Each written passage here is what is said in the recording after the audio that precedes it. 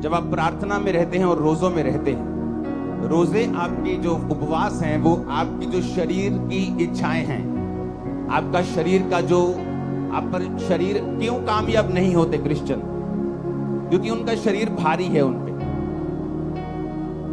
Bible का वचन इतना क्लियर और सख्त है और इतना शानदार है कि क्या कहने, मैं आपको बताता हूं। वचन कहता है कि एसाव याकूब दो जुड़वा भाई थे। बड़ा कौन था? बड़ा कौन था? सिर्फ इसी स्पीकर से मेरे को आवाज आ रही है, ओवर। अपने पड़ोसी को बोलो, बड़ा कौन था? कौन था? और बाइबल कहती है एसाव जब आया तो अपने भाई को उसने दाल पकाते हुए देखा। कहता है दाल मुझे चाहिए। कहता है दाल तुझे दे दूंगा, लेकिन तू बड़ा है। जुड़वा थे पहले, वो आया था। कहता तू बड़ा है तो तू ऐसा कर, अपने बड़े होने का पद मुझे बेच दे। याकूब ने कहा तू बड़ा है तो अपना पद मुझे दे दे, मैं दाल तुझे दे दूंगा। और वचन कहता है कि एक बार के भोजन के बदले में उसने अपने बड़े होने के पद को बेच दिया। और जब आशीष पाने के लिए निकला अपने बाप से, क्योंकि बड़ों को ज्यादा आशीष मिलती थी पहलोठों को, तो लिखा वो आशीष पाने के योग्य नहीं ठहरा। आंसू बहाने पर भी, तौबा करने पर भी उसे कोई भी आशीष नहीं मिली। क्यों? क्योंकि उसने शरीर को फॉलो किया था।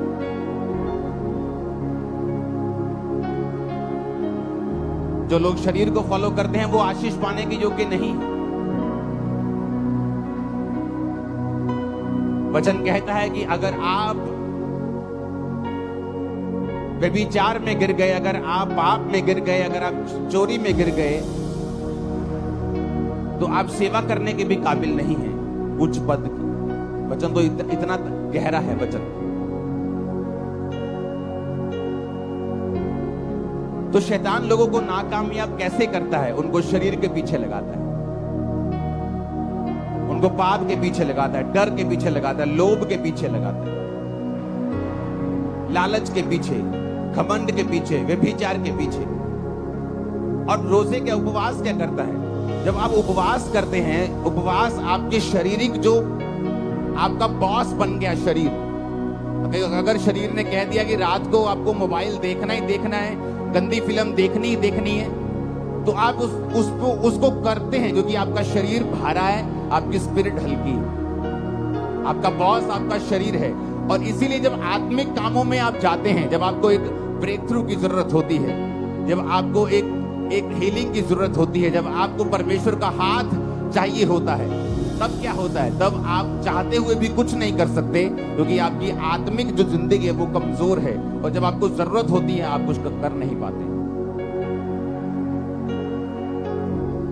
अपने हाथों को उठाओ, प्रभु से कहो, खुदावन मैं अपने शरीर के अनुसार नहीं, अपनी आत्मा के अनुसार चलूं, प्रभु यीशु मसीह के सामर्थी नाम में। दूसरा तिमुथियुस 2 उसकी 20 से 22 आयत, उसमें लिखा है बड़े घर में ना तो केवल सोने चांदी के पर काठ और मिट्टी के बर्तन भी होते हैं। कोई कोई आदर, कोई कोई अनादर के लिए, कोई अपने आप को, यदि कोई अपने आप को इनसे शुद्ध करेगा तो आदर का बर्तन और पवित्र ठहरेगा और स्वामी के काम आएगा और हर एक भले काम के लिए तैयार होगा। जवानी की अभिलाषाओं से भाग, और जो शुद्ध मन से प्रभु का नाम लेते हैं उनके साथ धर्म, विश्वास, प्रेम और मेल मिलाप का पीछा कर। परमेश्वर ने कहा बड़े घर में सिर्फ सोने और चांदी के ही नहीं, काठ और मिट्टी के बर्तन भी होते हैं। अब आपके घर में बहुत से बर्तन हैं। एक आपके घर में गिलास है, आपकी रसोई घर में, जिससे आप पानी पीते हैं। प्लेट पड़ी है जिससे आप खाना खाते हैं। एक बाल्टी ऐसी पड़ी होगी, वाटर कूलर पड़ा होगा जहां आप पानी स्टोर करके रखते हैं, उससे पानी पीते हैं। और एक कहीं नुक्कड़ में रसोई घर में एक कूड़ेदान का बर्तन भी पड़ा होगा, जहां हर तरह का कूड़ा, खराब वस्तु, खराब खाना, बिगड़ा हुआ खाना आप उस कूड़ेदान में डालते हैं। वचन क्या कहता है कि वो कूड़ेदान का जो बर्तन है वो भी उसी घर का है, और जो आदर का बर्तन है जो स्वामी के मुंह से लगता है वो भी उसी घर का बर्तन है। तो परमेश्वर ने कहा कि लोग है तो मेरे विश्वासी, है तो मेरे बच्चे, है तो मेरे ही घर के बर्तन, पर कोई तो आदर का बर्तन है और कोई निरादर का बर्तन। और लिखा जो कोई अपने आप को इनसे शुद्ध करेगा, किन से? व्यभिचार से, पाप से, शरीर के कामों से, निंदा से, चुगली से, विश्वासघात, माता पिता की आज्ञाओं को ना मानना, ढीठ, घमंडी, लड़ने वाले, गालियां निकालने वाले। परमेश्वर ने कहा अगर तुम इन चीजों से अपने आप को शुद्ध नहीं करोगे तो तुम अनादर के बर्तन ठहरोगे, और अगर तुम अपने आप को इन चीजों से शुद्ध करोगे तो आदर के बर्तन ठहरोगे। अगर तुम आदर के बर्तन ठहरोगे तो स्वामी के काम आओगे। अगर तुम स्वामी के काम आओगे, उसके मुंह से लगाए जाओगे, तुम्हारी आशीषें अलग होंगी, तुम्हारी आशीषें दूसरों के जैसी नहीं होंगी, क्योंकि तुम आदर के बर्तन हो। लिखा है क्योंकि मनुष्य स्वार्थी, लोभी, डींगे मारने वाला, अभिमानी, निंदक, इसे अपना ही स्वार्थ है, जो हर काम अपने ही फायदे के लिए करता है, लोभी है, लालची है, हर चीज को बेचना आता है उसे, डींग मार। वो चर्च में गए थे, अच्छा ठीक नहीं हुए, आ जाओ मेरी चर्च। डींगे मारना। खुदावन का आत्मा यहां आपको हील करता है, मैं नहीं। और ये सुनो मेरी बात, आप गवाह होंगे, और आप गवाह हैं, लंगड़े चलाए जाते हैं और कोढ़ी शुद्ध किए जाते हैं। लेकिन आपने कभी ऐसा नहीं सुना होगा कि अगर चंगाई चाहिए तो सिर्फ मेरी चर्च में आओ। यह निशानी है कि वो पास तक गिर चुका है और वचन में नहीं। अभिमानी, निंदक, माता पिता की आज्ञा टालने वाला, कृतघ्न यानी विश्वास, थैंक्स गिविंग ना करना, ऐसे दो तरह के लोग होते हैं। प्रभु के सामने कृतघ्न, लोगों के सामने कृतघ्न। प्रभु जो मर्जी कर दे उसका थैंक्स नहीं करते, अगली डिमांड, उसके अगली डिमांड।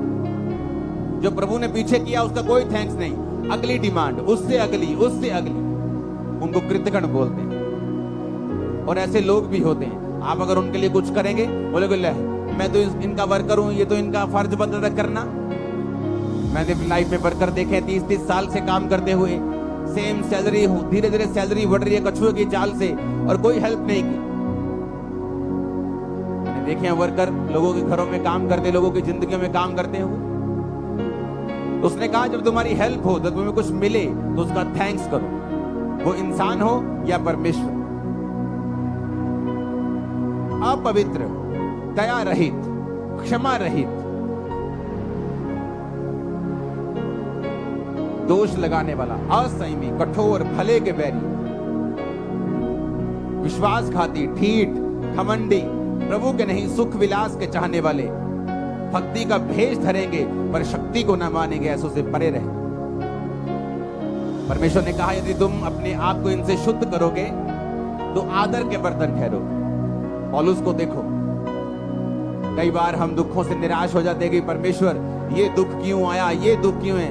2004, 5, 2006, 2007, 8, 9 तक, 10 तक मैं हमेशा परमेश्वर के सामने कंप्लेंट ही करता रहता था, खुदावन ये मेरी लाइफ में प्रॉब्लम क्यों नहीं जा रही, सेवा में आने के बाद भी ये दिक्कत क्यों नहीं खत्म हो रही, ये मेरी लाइफ से क्यों नहीं जा रहा, ये संघर्ष खत्म क्यों नहीं हो रहा।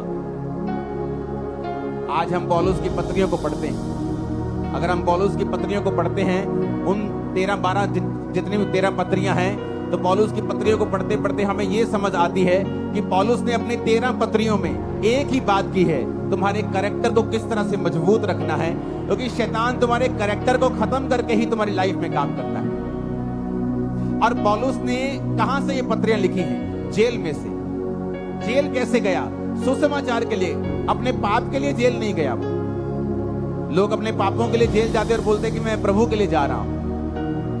लेकिन बाइबल कहती है वो खुदाबंद के कामों के लिए लोग उससे जेलसी करते थे। वो जेल में गया। जेल में गया तो एक आम इंसान सोच सकता है कि अगर ये परमेश्वर का दास है तो फिर जेल में क्यों गया, फिर प्रभु इसको बाहर क्यों नहीं निकालता। लेकिन वचन में क्या लिखा है? वचन में लिखा है कि जब वो जेल में गया तो वो सारी पत्रियां उसने जेल के अंदर से लिखी। प्रभु को मालूम था पतरस की इतनी पत्रियां क्यों नहीं। क्यों मैं बताता हूं, क्योंकि पतरस बाहर से सेवकाई में था और हर टाइम बिजी रहता था। कभी वहां कभी वहां कभी वहां मीटिंग है, कभी वो विश्वासियों के पास, कभी उस कलीसिया के पास। उसकी केवल 2 पत्रियां बाइबल में है, पहला पतरस और दूसरा पतरस। अब जब सेवकाई में कोई तो चाहिए जो इस लेवल का हो, जो पतरस के लेवल का हो, जो यूहन्ना के याकूब के लेवल का हो, उसी की पत्रियां काम आएंगी। छोटे लेवल का कोई लिखेगा तो उसकी पत्रियों में वो बात नहीं होगी, वो पवित्र आत्मा की भरपूरी नहीं होगी। तो परमेश्वर जानता है कि पौलुस एक ऐसा जन है जो उस लेवल का प्रेरित है। और वचन क्या कहता है? वो जेल में गया और उसने पत्रियां को लिखा।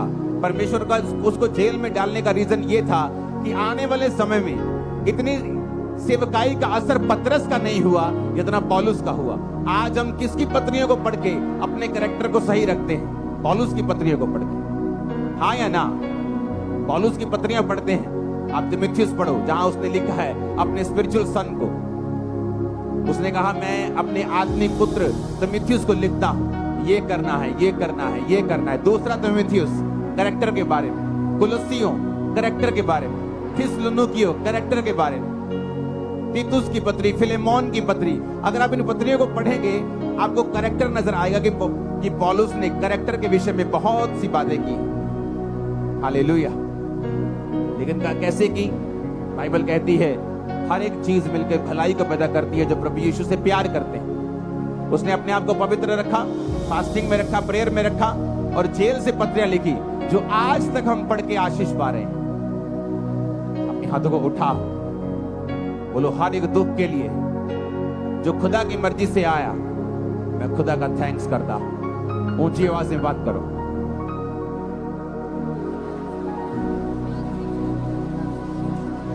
थैंक्स करो ऊंची आवाज में। और पिता मैं विश्वास करता हूं कि आप कुछ बड़ा करेंगे उन्हीं दुखों के बीच से, यीशु के नाम। अब हम फास्टिंग क्यों करते हैं? जब शरीर आपका स्वामी है। आज आपको रोजा रखना है 5 बजे तक, लेकिन सुबह आपको इतनी भूख लगी छोले भटूरे देख के कि आपने अपना रोजा खोल लिया, क्योंकि आपका शरीर आपका स्वामी है। आप फैसला करके उठे नहीं, ये व्यभिचार से मैं दूर रहूंगा, लेकिन आज वो लड़की बड़े सुंदर कपड़े डाल के आई, आप अभी भी उसे देख रहे हैं। क्यों? क्योंकि आपका शरीर आपका स्वामी है। जब आपका शरीर आपका स्वामी है तो आपकी लाइफ में वो काम नहीं हो सकते जो आपको बंधनों से मुक्त करेंगे, फ्री मैन आपको करेंगे, एक लेवल तक आपको लेके जाएंगे। आप कभी उस लेवल तक नहीं आ सकते, क्योंकि आपका शरीर आपका स्वामी है। आपको मालूम है कि आपका मोबाइल, आपकी फेसबुक स्क्रॉलिंग आपके टाइम को वेस्ट कर रही है। ये टाइम आपको प्रेयर में देना है। क्यों? क्योंकि आपका शरीर आपका स्वामी है। आप जब फैसला कर लेते ये काम मैं नहीं करूंगा और आप प्रार्थना में चले जाते, उस तरीके से आप अपनी आत्मिक लाइफ को, अपनी आत्मा को अपने जीवन का स्वामी बना देते हैं। और वचन कहता है जो आत्मा से चलेगा वो जिएगा। आमीन। हालेलुया। ऊंची आवाज में हालेलुया। आप जानते नहीं आत्मा में रहना और प्रार्थना और उपवास में रहने से कितने बंधन टूटते हैं और कहां ये चीजें लगती हैं जाकर, आपको मालूम भी नहीं। पिछले दिनों जब मैं प्रार्थना उपवास में था तो इस थर्सडे मैंने चर्च आना था, लेकिन थर्सडे में जब मैं प्रार्थना कर रहा था बुधवार को, तो परमेश्वर मुझे दर्शन देने लगा प्रार्थना में। जब प्रार्थना उपवास में मैं पिछले दिनों में था तो प्रेयर कर रहा था तो परमेश्वर दर्शन देने लगा। और ऐसे दर्शन नहीं देने लगा कि मैं कुछ मांग रहा हूं प्रभु से कि मुझे ये चाहिए, मुझे ये चाहिए। जस्ट मेरी आदत है खुदावंद की प्रेजेंस में बैठना और बैठे रहना और प्रेयर करना और बेदारी के लिए प्रेयर करना, लोगों के लिए प्रेयर करना। मेरा अपना कोई मसला नहीं है खुदावंद के सामने। मेरे मसले चर्च के होते हैं, आपके होते हैं। आप यहाँ काउंसलिंग के लिए आते हैं, आपके केस मोबाइल पे मेरे पास आते हैं। जब उनसे हल नहीं होता डायरेक्ट मेरे पास आते हैं, तो मैं लिख के भेजता हूँ, इसको ये कहना है, ये कहना है, या सिर्फ ले हैंड में खड़ा करो, या इसको रोजे रखवाओ, या मुझसे मिलाओ, इसे ऑफिस भेजो। तो मेरा मसला सिर्फ आपके साथ होता है। तो मैं जब प्रेयर कर रहा था खुदाबंद के साथ, तो परमेश्वर ने मुझे कहा कि एक बुक लिखनी है, सनातन परमेश्वर कौन है। वो बुक मैंने लिख दी है, आपको 2 हफ्तों प्रिंट हो जाएगी, अभी 1 हफ्ते में। मेरी तरफ से सब चला गया है, जस्ट वो डिजाइन हो रही है, प्रिंट हो जाएगी और आपको 1-2 हफ्ते में बुक मिल जाएगी। आप नोटिस करेंगे उस बुक के जरिए से जो लोग परमेश्वर में नहीं हैं, आप उनको जस्ट वो बुक दे देना, मैं कह रहा हूं वो चर्च में बैठा होगा, इतना छुएगा खुदा उससे। और कैसे हुआ? मैंने बुक के लिए प्रेयर नहीं की, मैंने बुक के लिए प्रार्थना नहीं की, मैं जस्ट प्रभु की हुजूरी में बैठा था, प्रार्थना कर रहा था। तो परमेश्वर आत्मा ने मुझे विजन दिया, सनातन परमेश्वर कौन है, इसके बारे में लिख। और उसमें 2 हिस्से हैं, एक सनातन परमेश्वर कौन है, एक और हिस्सा है जो आप बुक में पढ़ेंगे, वो भी एक शानदार हिस्सा है। जो कोई व्यक्ति अब उस बुक को पढ़ेगा, उसे समझ आ जाएगा कि यीशु मसीह कौन है। क्या ये धर्म बदलने वाले लोग हैं, क्या कन्वर्जन करने वाले लोग हैं, या यीशु मसीह छुड़ाने के लिए आया। एक बुक आपके लिए एक सुसमाचार का एक कारण बन जाएगी और लाखों करोड़ों लोग उस बचाए जाएंगे। मैं बता रहा हूं, उसी बुक से आप देखना टेस्टिमनी चाहते, कैसे पॉसिबल हुआ। जब आप परमेश्वर की प्रेजेंस में जाते हैं, आप प्रभु की प्रेजेंस में होते हैं, परमेश्वर आपकी लाइफ को फ्रूटफुल बनाता है, इफेक्टिव बनाता है। वो आपके बिजनेस के बारे में आपको दर्शन दे सकता है। आपका बेटा जो बचा नहीं है, नशे करता है, उसके बारे में आपसे बात कर सकता है। आपकी वाइफ के बारे में, आपके हस्बैंड के बारे में, आपके बच्चों के बारे में, आपकी सेहत के बारे में, किसी भी बारे में वो आपसे बात कर सकता है। जो चीज कमजोर है, शैतान के हाथ में है, बंधन के नीचे है, उसके बारे में प्रभु आपसे बात करता है। इसलिए तो वचन में लिखा है कि मैं अपने वचन को भेज के अपने लोगों को चंगा करूं। तो होता क्या है कि आपके पास वचन आता है कि बेटे, मेरे बेटे, सनातन परमेश्वर कौन है, इसके बारे में लिख। अब पता नहीं कितने लाख लोग उससे आजाद हो जाएंगे, कितने लाखों लोग उस वचन से छूट जाएंगे जब वचन को पढ़ेंगे। और आगे एक और उसका हिस्सा है बड़ा शानदार, जब उसे पढ़ेंगे। तो ये कैसे पॉसिबल है? जब आप शरीर के कामों को खत्म करके, आत्मा को फॉलो करके, प्रार्थना और उपवास में अपनी जिंदगी को दे देंगे, तब परमेश्वर आपसे बात करना शुरू करता है। कितने मेरी बात को समझ रहे हैं? तब तक आप उस लाइन में हैं। जैसे आप बिजली का बिल भरने पुराने टाइम में लोग लाइन में लगते थे, पता नहीं आज लगते हैं कि नहीं लगते, ऑनलाइन हो जाता सब कुछ, लेकिन लाइन में लगते। तो आप लाइन में तो लगे हुए हो, छुटकारे की लाइन में, हीलिंग की लाइन में। लेकिन जब तक आप फास्टिंग, उपवास, प्रार्थना, तौबा, शरीर के कामों से मुक्त होकर प्रभु के सामने समर्पित आप नहीं होंगे, तब तक आप लाइन में तो हो पर आपका नंबर नहीं आएगा। लाइन में तो लगे हुए हो, चर्च तो जा रहे हो, पता सब कुछ है, प्रभु की दया भी है। लाइन में लगे, ये भी एक फजल है, प्रभु को जानते, ये भी एक अनुग्रह है। लेकिन रियल छुटकारा, नंबर कब आएगा? जब तुम इन बातों को फॉलो करो। ऊंची आवाज में हालेलुया बोलो।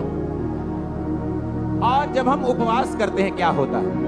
उपवास हमारे शरीर के जो बॉसपन है, उसका जो बॉसी शरीर है, जो मालिक बनता है, वो उसके मालिकियत को खत्म कर देता है। जो शरीर का प्रभाव है, पाप का प्रभाव है, गंदगी का प्रभाव है, नेगेटिविटी का प्रभाव है। मुझे आज भी याद है 2004 में जब मैं परमेश्वर में आया तो शैतान मेरे पे अटैक करता था बहुत। वचन जानने के बाद भी, प्रार्थना करने के बाद भी, सिर्फ 1, 2, 3, 4 महीने ऐसा हुआ मेरे साथ। तो जब वो अटैक करता था मेरे पे कभी कभी, तो पवित्र आत्मा मुझे पता क्या बोलता था, मुंह से बोल। मैंने फास्टिंग स्टार्ट कर दी। खाना 6 बजे खाया है, शाम को 7 बजे, 10 बजे है रात के अभी, लेकिन मेरे मुंह से निकलता, मैंने मेरी अभी से फास्टिंग स्टार्ट। जब मैं मुंह से निकालता था, प्रार्थना में बैठता था, शैतान के अटैक कम होने लगते थे। सिर्फ मुंह से निकाला फास्टिंग स्टार्ट है, मैं फास्टिंग से, प्रेयर से, उपवास से शैतान के ऊपर मैंने फतह पाई। जब आप फास्टिंग करते हैं, आपका जो शरीर बॉस है, उसकी जो मालिकियत है, बॉसीपन है, वो खत्म होता है। वो कम शरीर जो है, उसकी जो इच्छाएं हैं, वो आप देखना फास्ट रख के, खासकर जो लोग दिन रात के फास्ट में, दिन के फास्ट में ये इतना प्रभावित नहीं होता। मैं आपको बता रहा हूं, फायदा होगा, उसका फायदा होगा, प्रभु आपके प्रेयर को सुनेगा, फास्टिंग कबूल होगी। लेकिन दिन रात के जो फास्ट हैं, ये एक अलग लेवल के फास्ट हैं। हालेलुया। तो जब दिन रात के फास्ट हम रखते हैं, तो आपके शरीर के अंदर से जो कब्जा किया हुआ है शैतान ने, जो बंधन है, जो बॉन्डेजेस हैं, पाप के प्रति आपका खिंचाव है, प्रभावित है आप उससे, आप कंट्रोल नहीं कर पा रहे हैं, आप दिन रात के फास्टिंग में चले जाए। आप देखें आपकी आत्मा कैसे आपका बॉस बनती है। इसलिए वचन में क्या लिखा है, जब तुम शरीर के अनुसार चलोगे तो मरोगे। कौन सी मौत के बारे में बात कर रहा है? वो शारीरिक मौत की बात नहीं कर रहा है इसमें। वो एक ऐसी मौत की बात कर रहा है जो आज सब घरानों में काम करती है। हस्बैंड वाइफ तो हैं, लेकिन मैरिड लाइफ मरी हुई है।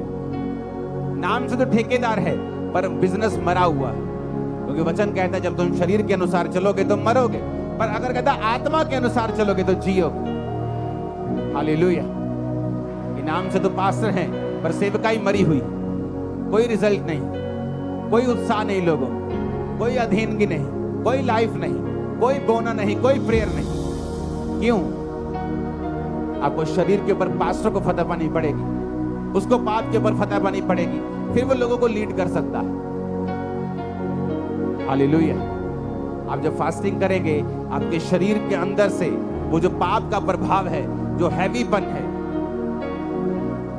जो अट्रैक्शन है, जो लालसा है, जो तलब है, वो खत्म होती है। आपकी आत्मा आपका बॉस बनती जाती है। और एक दिन में नहीं, या एक साल में, 6 महीने में नहीं होता, ये कंटिन्यू एक प्रोसेस है।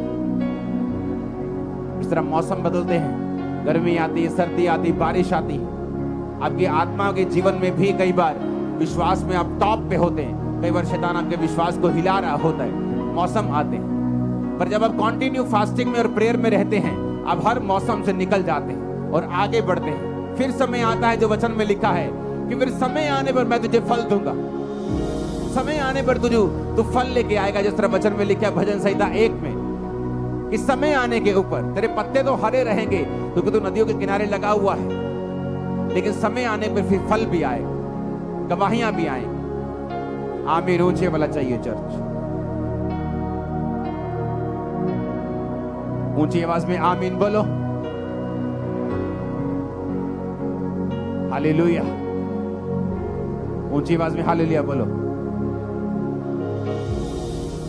अपने पड़ोसी को बोलो, जो कोई अपने आप को इनसे शुद्ध करेगा वो आदर का बर्तन ठहरेगा और स्वामी के काम आएगा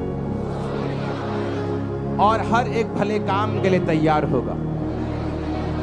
आमीन। ऊंची आवाज में आमीन बोलो। Hallelujah, hallelujah. तो फास्टिंग, उपवास, मसीही जिंदगी एक डिसिप्लिन वाली जिंदगी।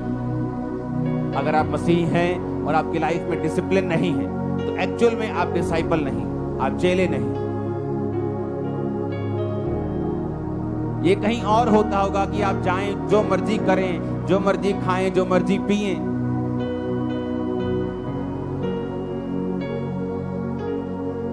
लेकिन मसीह में ऐसा नहीं होता। यीशु मसीह ने कहा अगर तू इनसे अपने आप को शुद्ध करेगा तो स्वामी के काम आएगा, आदर का बर्तन ठहरेगा। क्योंकि बड़े घर में आदर के बर्तन भी होते हैं और निरादर के बर्तन भी होते हैं। तू देख, अपने आप को परमेश्वर के घर का आदर का बर्तन ठहराना चाहता है या निरादर का बर्तन ठहराना चाहता है? हालेलुया। बड़े घरों में आपने सोने के बर्तन देखे होंगे। ये जी बोन चाइना का सेट लेके आए हैं जी 15,000 का। कभी कूड़ेदान लेके आए हो 20,000 का, 25 कूड़ेदान लेके आए हो कभी? 1 लाख रुपए का कूड़ेदान लेके आए हैं जी।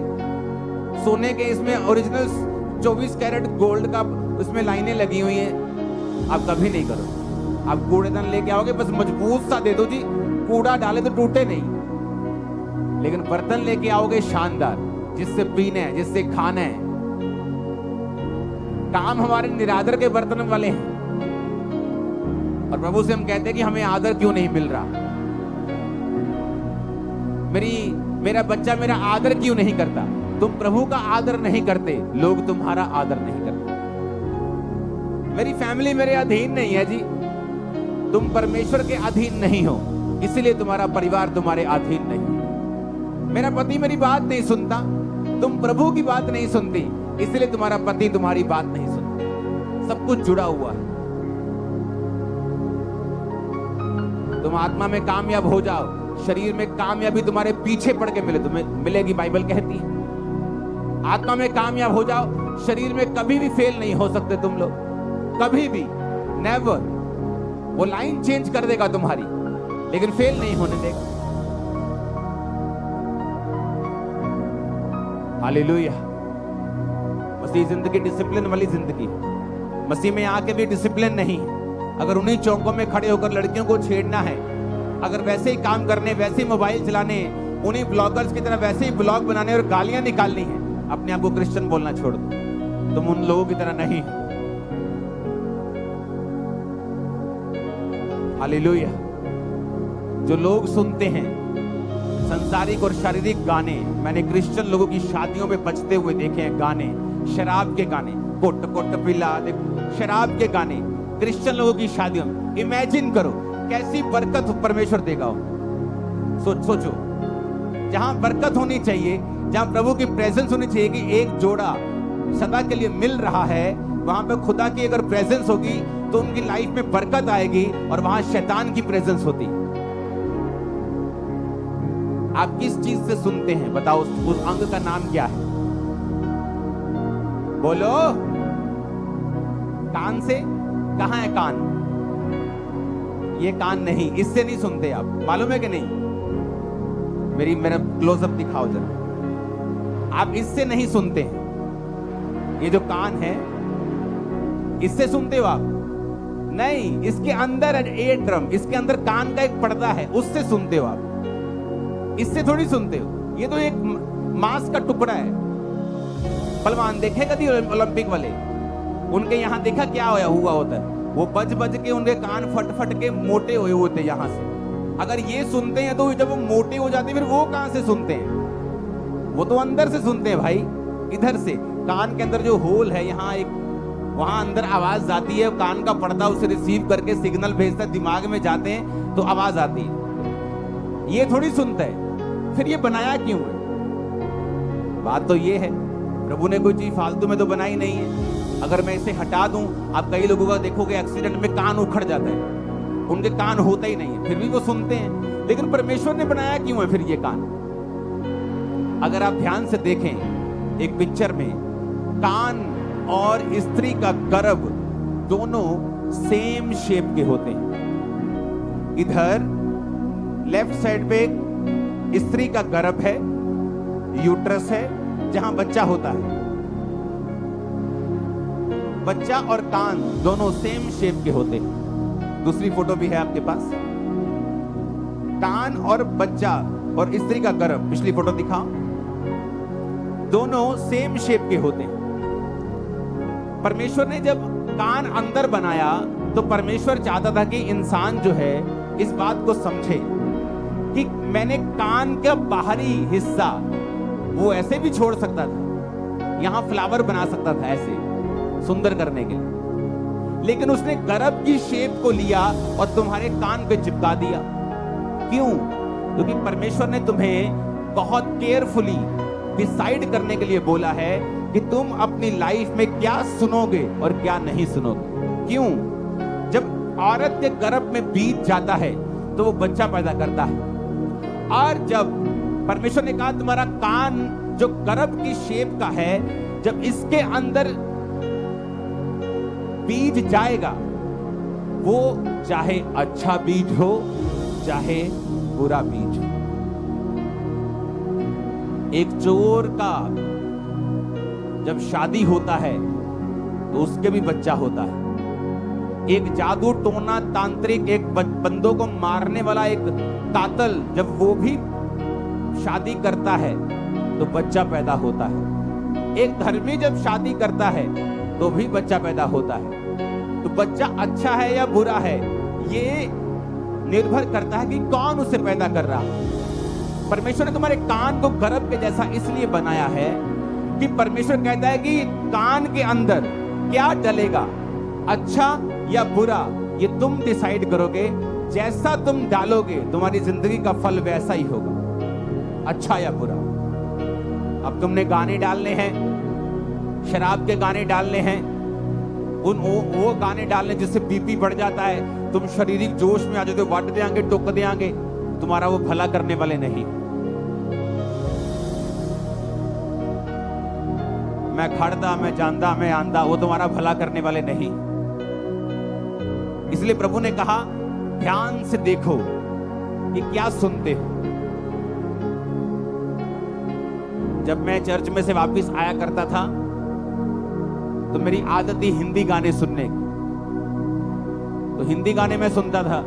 और एक दिन पवित्र आत्मा ने मुझे प्रेरित किया, तो मैंने अपने भाई से, क्रिश्चियन भाई से पूछा, मैंने कहा क्या बेनी हिन गाने सुनता है? जैसे मैं हिंदी गाने सुनता हूँ, बेनी हिन भी इंग्लिश गाने सुनता है फिल्मों के? कहता नहीं हो यार, वो नहीं सुनता होगा। मैंने कहा अगर वो नहीं सुनता होगा तो मुझे भी नहीं सुनने चाहिए। अगर मुझे प्रभु में बढ़ना है तो हिंदी गाने सुनता हूं तो मुझे मेरे अंदर वही फीलिंग्स आती हैं। तो अगर वो भी फीलिंग्स आएंगी, चर्च जब मैं जाके सॉन्ग प्रभु का सुनता हूं तो वो आत्मा वाली फीलिंग आती है, तो मैं अपने शरीर को दो चीजों से भर नहीं सकता हूं। एक ही सोते से खारा और मीठा दोनों पानी तो नहीं निकल सकते, तो चुनाव करना पड़ेगा।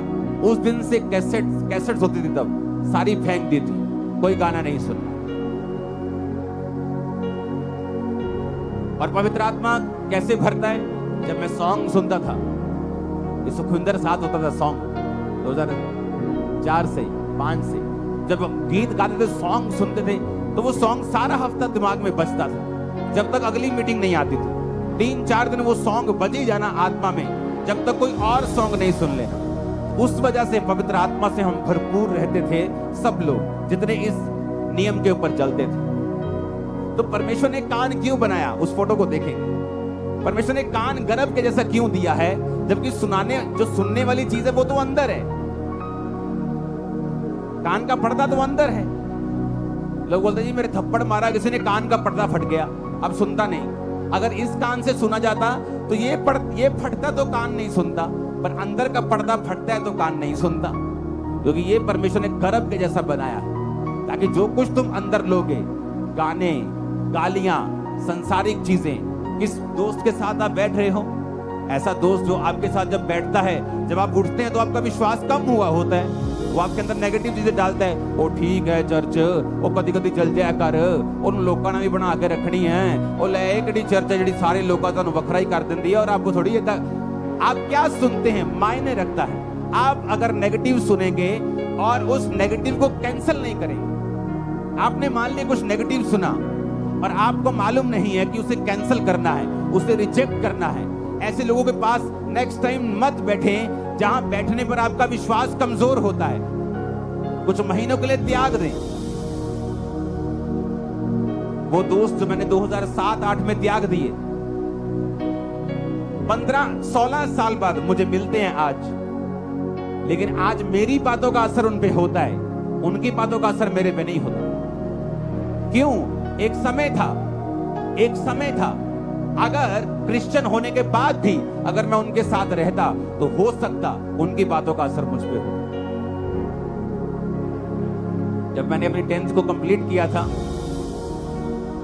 तो मेरे कई नए दोस्त स्कूल से बाहर बने थे, और उसमें से एक दोस्त मेरा ऐसा था जिसका मेरे ऊपर बहुत प्रभाव था। मोस्टली मेरा प्रभाव मेरी टीम पर, मेरे लोगों पर होता था, लेकिन एक दोस्त ऐसा था जिसका प्रभाव मुझ पे होता था, जो मुझे प्रभावी लगता था। अगर वो मेरी लाइफ में होता क्रिश्चियन बनने के दौरान, मैं आपको बता देता हूं, अगर वो मुझसे कहता तो हो सकता मेरा विश्वास वो ना होता। क्योंकि मसीह में आने के बाद बहुत सी दिक्कतें मुझे हुई। मेरी फैमिली ने मुझे त्यागा, छोड़ा, लोगों ने मुझे डांटा, रिश्तेदारों ने मेरी डांट लगाई, मुझे मेंटली बहुत सा डिस्टर्बेंस पैदा करने की मेरी लाइफ में कोशिश हुई। शैतान ने डिस्टर्ब अलग किया, बीमारियों ने अलग किया, लोगों ने अलग किया। पर मसीह में आने के कुछ महीने पहले ही वो दोस्त को परमेश्वर ने मेरी लाइफ से दूर कर दिया था। और अब तब मुझे मालूम हुआ कि इतनी स्टूपिड सी चीज के ऊपर हम कभी भी अलग नहीं हो सकते थे, लेकिन हम हुए। लेकिन कुछ साल पहले हमारा फिर मेल मिलाप हुआ। आज मेरी बातों का असर उस पर होता है, उसकी एक भी बात का असर मेरे पे नहीं।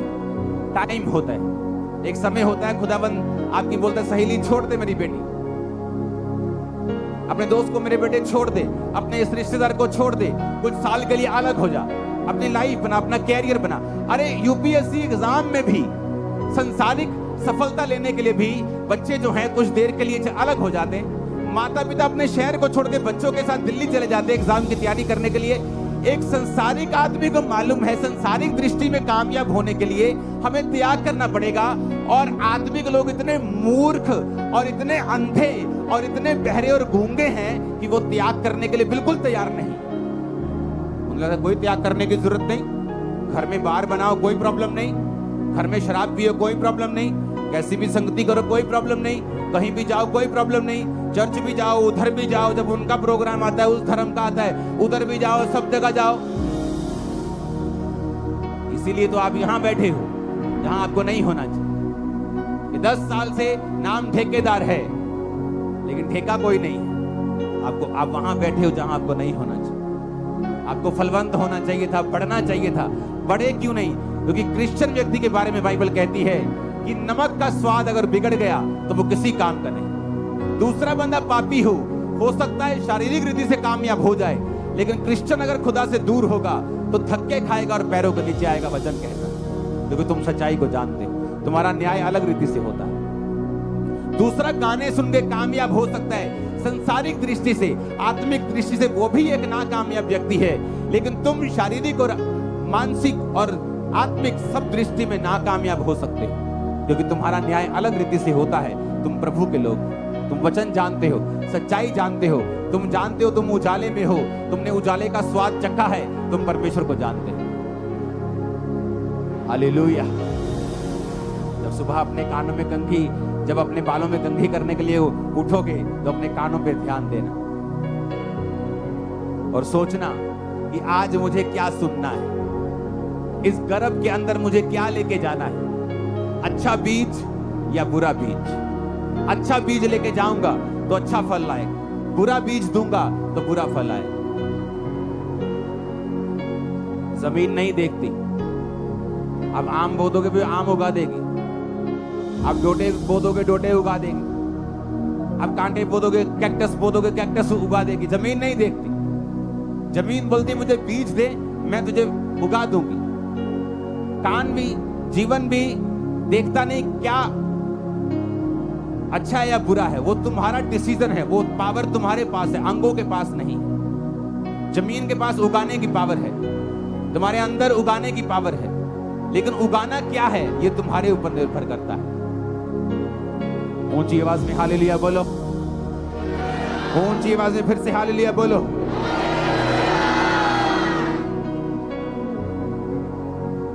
इसलिए बाइबल कहती है अवसर को बहुमूल्य समझो और देखो तुम्हारे अंदर क्या जाना चाहिए, अच्छा या बुरा। अपने हाथों को उठाओ। इस वीरवार को स्पेशल बाइबल टीचिंग होगी और ले हैंड होगा, मैं यहीं होगा। अपने हाथों को उठाकर थैंक यू जीसस बोलो।